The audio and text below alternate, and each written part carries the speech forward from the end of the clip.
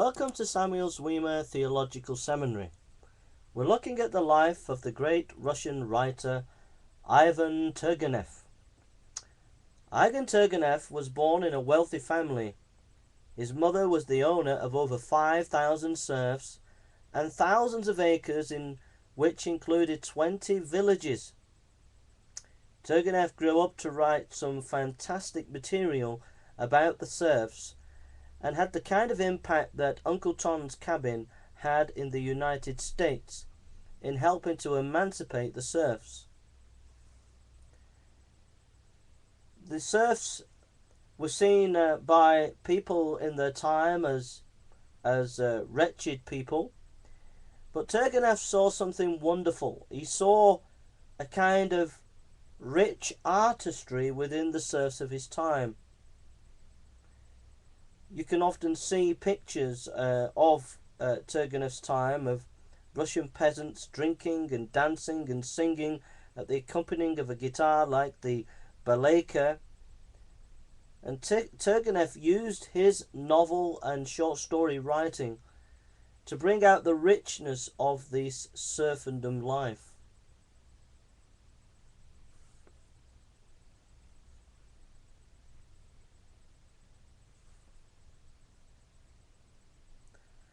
Turgenev had a romantic side. He wrote in one of his books, Exile, describing the German countryside where he spent some time as a youth, as much precision and affection as he described the Russian landscape in passages in the previous stories. But where Turgenev is usually a realist, in Exile he taps his romantic nature. Turgenev was unsuccessful in his love affairs, especially with singer Pauline Veredot, who had disappointed him not long before he wrote this story. So it could be his feeling for her that forms the basis for the narrator's gloomy self-exile, as well as his feelings for the enigmatic young Russian woman he encounters.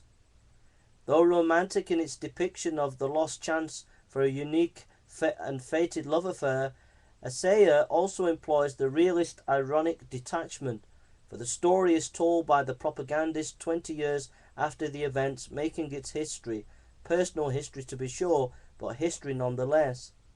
And though the narrator expresses a true feeling for the virtue of young love, his tone reveals one who has seen the emotional impetuousness of youth for what it is. The same tone characterizes First Love, the title of the story, and justifiably the most famous of the collection. This masterpiece recounts the first awakening of romantic and sexual longing.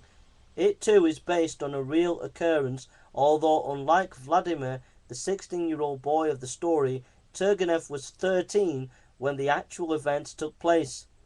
Vladimir's father and mother are closely modelled on Turgenev's parents. The object of Vladimir's passion is a young but poor princess who is 5 years older but still full of the exuberant spontaneity of youth, and she lives with her widowed and bad-mannered mother, who is always complaining about their poor finances. Though they have servants, the servants are poorly attired and cared for, but the princess seems to rise above the circumstances that trap her. Though her beauty, which attracts a bevy of admirers whom she teases and tantalizes, enjoying her total control over them, and through her intelligence and imagination. But she too is subject to the whims of the heart, and the young Vladimir finds himself not only experience his first love and adoration for a beautiful woman, but he also discovers what it means to be tormented by jealousy and frustration, self-conscious about his inexperience and obvious awkwardness in expressing his own feelings and interpreting those of his loved one.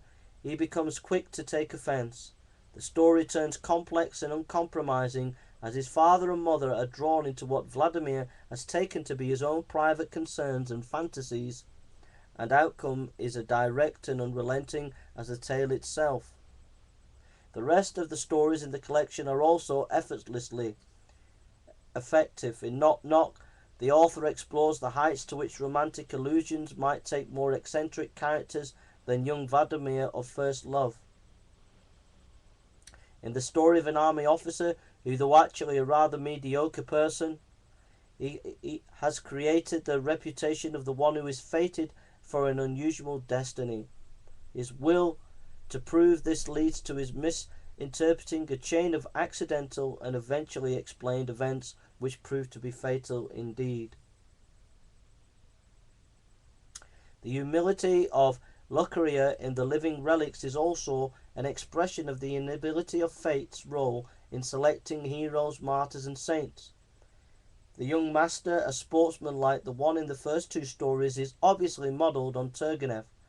The story also contains the details Turgenev always subtly exposes in his peasant tales: how tough the peasant life was, how callous some of the wealthy, like his mother, could be to the needs of the serfs, and so on. Locaria is perhaps symbolic of the silent suffering of so many Russian peasants. Like Locaria, they quietly offer up their suffering for some religious hope that all is not in vain, that individual suffering helps alleviate the suffering of others.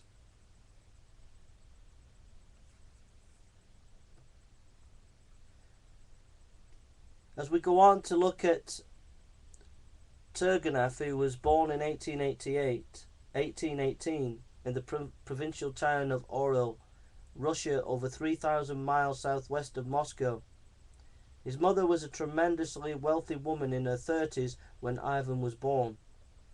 His father was 6 years younger than his wife, and although a nobleman, he had no great fortune of his own. A handsome young cavalry officer when his family convinced him to marry the ugly but wealthy Petrova. The elder Turgenev quit the cavalry shortly before Ivan's birth, but from then on spent most of his time hunting and having affairs with other women until his death when Ivan was 16. Meanwhile, Ivan's mother ruled over a vast self-sufficient feudal estate that included 5,000 souls, who were subject to her whims, and among her serfs were her doctor and official clerks, her own orchestra, singers and actors, nurses, tutors, governors, valets for her two sons, Ivan and his older brother Nikolai. None of her serfs could marry without her permission, and often she ordered them to be married after selecting a mate for them. Her house servants were allowed to have children, but once they were born they were sent elsewhere on the estate to be raised. About the time of his father's death, Turgenev entered Petersburg University, where he shared rooms with his older brother, and both boys had gone to prep school and to Moscow University, which was more like a high school at the time. Turgenev, already being exposed to some of the democratic ideals of contemporary liberal professors who were forced to use coached language because any talk of change could be labelled treason, punishable with banishment to Siberia. 19th century Petersburg was a deeply depressing city. The weather was unusually bad. Groups of convicts, heads shaved, were always passing through on their way to Siberia, and military uniforms were everywhere, and there was no free speech or free press for writers and intellectuals. But for Turgenev's students, the poet, the towering young giant, the talk of the professors and writers who took him into their circles was enlightening. They fired into him the already smouldering desire to leave Russia for Europe. When Turgenev came to 19, he took a steamer for Berlin, and though he never reached its destination, Turgenev did. The ship had caught fire in the ensuing panic, and Turgenev, who couldn't swim, somehow managed to get ashore in a boat. Turgenev, the wife of a well-known poet, and her children, they managed to complete the journey by road, and in Berlin the elder woman and the young Turgenev began a love affair. But Turgenev's actions in the panic created a spate of rumours that plagued him all his life. One newspaper accounted to describe Turgenev as a fat young giant screaming, "Save me, I am the only son of my mother," as he ran past the woman tried to get into the lifeboats. Though disgraced by the incident, his mother felt better when she learned that the events had given rise to Turgenev's affair with an older, intelligent married woman, The Russian aristocracy's emulation of the French, his mother, like most of her class, spoke and wrote French in the better Russian, led her to believe that such an affair helped in a young man's education, made him a better man, eventually a better lover and husband. In his 2 years in Berlin, Turgenev developed a close friendship with another young Russian giant, Bakunin. In later years, Bakunin would become a famous international figure as a leading anarchist revolutionary, his ideas only just forming when Turgenev met him. Turgenev was then writing mostly lyric poetry that was mediocre and apolitical, though he passionately believed the serfdom had to be destroyed. Eventually, Bakunin and Turgenev split after the unsuccessful romance between Turgenev and Bakunin's favourite sister. Leaving Berlin, Turgenev returned to Spikoi, where he fathered a daughter by one of his mother's servants, and then went off to study more at Petersburg. When he was 25, Turgenev published a long poem, Parasha, which was praised both by the critics and by his mother, mostly because she was pleased that he had published the long narrative poem himself, like a gentleman. The same year his poem appeared in 1843, Turgenev went to the Petersburg Opera to see the Barbara of Seville. The opera's star performer was a young married woman of Spanish descent.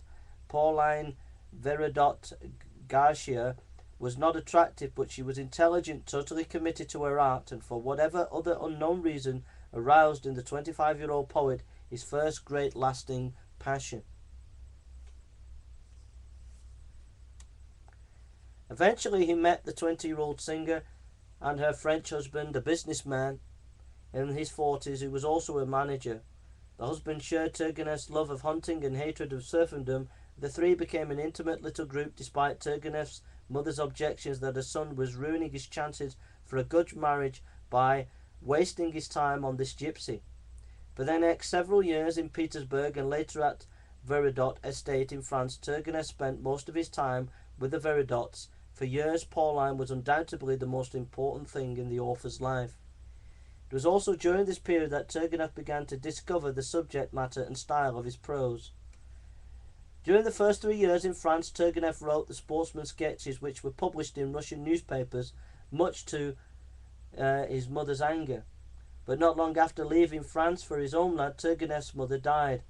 Now his older brother, Nikolai, who had been deprived of any financial support since his marriage to a serf, could receive his rightful half of the estate, while Ivan, once the mediocre poet and carousing young dandy, became the celebrated author of the sportsman's sketches.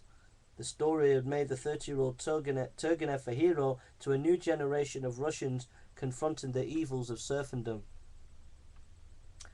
In 1848, while Turgenev was in France, the short-lived revolution of that year engaged his attention and support, if not his participation, but it also gained the attention of the Russian authorities who had grave suspicions about anyone known to be friendly with the notorious revolutionaries. Then in 1852, Turgenev wrote a passionate obituary for Gogol, who before his death had denounced his own censored early writings.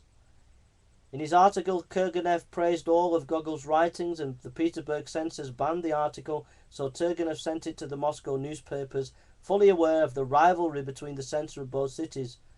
When it was published in Moscow, the censor was immediately fired, and Turgenev was put in jail, during which time he wrote Mumma, that great novel on serfdom. Afterwards he was exiled to his own estate until 1856. And the publicity surrounding these actions led to Turgenev becoming the most popular and important writer in Russia at the time. Turgenev's exile weighed heavily upon him. One thing that prevented him from visiting his beloved Pauline in France and his daughter, whose upbringing he had trusted to Pauline. But it also gave him the time and the seclusion to continue developing his craft as a writer. He produced more stories and tried his hand at novels, the most successful being Rudin, a fictional account of Bakin as Turgenev had known him in his youth in Germany. And by 1854, the Crimean War drained Russia of men and resources, and in this Turgenev saw the end of the old Russia. Not long afterwards, the Tsar died, and his son Alexander II lifted the exile on Turgenev allowing him to return to Petersburg, but he was still not permitted to leave Russia. Meanwhile, Turgenev's mismanagement of his state was cutting into his inheritance and ready cash drastically. All this caused him to act and feel older than his not yet 40 years. He found consolation and companionship in a member of the court, Countess Lambert, though her orthodox beliefs were constantly opposed to what she saw as his radical ones. Their mutual unhappiness in life made them friends. Through her, he finally obtained his passport again so that he could go to Pauline, something the Countess was against. She also objected to his masterpiece, First Love, and encouraged him to write what she considered less sinful stories. Before leaving for France in 1856, Turgenev was visited by the younger writer Tolstoy. They were an unlikely pair. Tolstoy was just being recognized for his early work and jealous of Turgenev's reputation. Tolstoy was also an officer fresh from battle and found Turgenev's gentle ways condescending and suspicious. For himself, Turgenev actually predicted that Tolstoy would follow the path that Turgenev's work had mapped out, and perhaps less accurately that Tolstoy would be the greater writer. In Europe, Turgenev mostly stayed with the Vairodots and established his relationship with his daughter. He also renewed his relationship with Pauline, but some unknown incident led him to feel rejected. He travelled about to shake his depression and started his next novel, A Nest of Gentlefolk, and also penned a few stories including Exile. Then he returned home to Spasskoye and his Petersburg apartment. For the next 6 years he worked harder than ever and produced some of his best fiction. He heard little from Pauline but continued his friendship with Countess Lambert, and he completed A Nest of Gentlefolk and First Love, as well as several novels including his greatest, Father and Sons, which caused much controversy and was received in Russia with great passionate defense and literary fertile response to what he wrote. While Turgenev was visiting Paris in 1861, the serfs were emancipated. This did not affect him particularly because he had already freed his own serfs.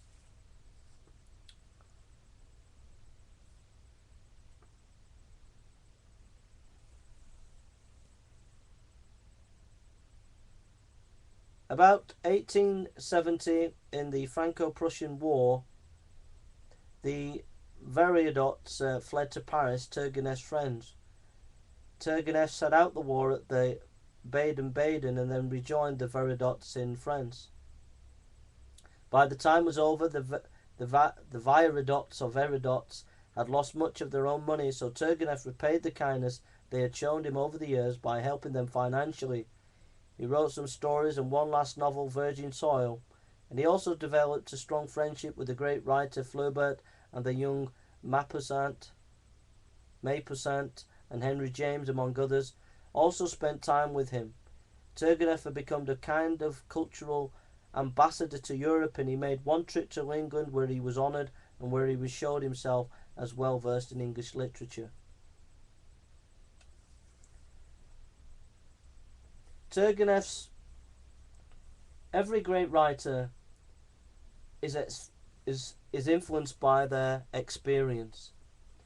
And if you want to be a writer, you need to tap into the experiences that you've had. You know, for Turgenev, he was constantly trying to deal with the issue of his mother, who was a tyrant to serfs, and that comes out in his writing.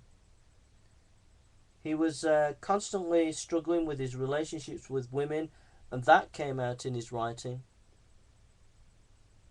So whatever your experiences are that you've had in your life, take them and reflect on them and use them in your writing. It's often said as playwrights that playwrights too often use their experience in their plays, and directors have said that they don't like this. But I would say that all the great writers have been writing because they've been struggling with issues in their own personal experience. And I think it's out of that comes deep and rich writing. So I'd encourage you, whoever you are, to be a writer. To write your plays, to write your novels, to write your short stories, and never give up, and be true to yourself like Turgenev was. Write passionately about the things that you're passionate about. And your writing will have that power and effectiveness that it needs to have to communicate to other people. There was one writer asked who wanted to be a writer, whose name I forgot at the present time, but he asked another writer, could you give me advice to be a writer? And the writer said to the new writer, write what you know about. Turgenev wrote what he knew about. He knew about the serfs, he knew about his mother, he knew about his love affairs, and those are the things that he could write about. I love Turgenev. I love his simplicity of style. I love the pictures that he paints in his novels. A few years ago I read all of Turgenev's novels, and he's a writer that I admire as a writer in his style and in his characterization, and I would encourage you to read him, and you'll be richly blessed. But I would encourage you to keep on writing. Don't give up being a writer if you want to be a writer. If that's what you want to be, keep going at it, and in the end you will succeed. Thank you for listening, and God bless you.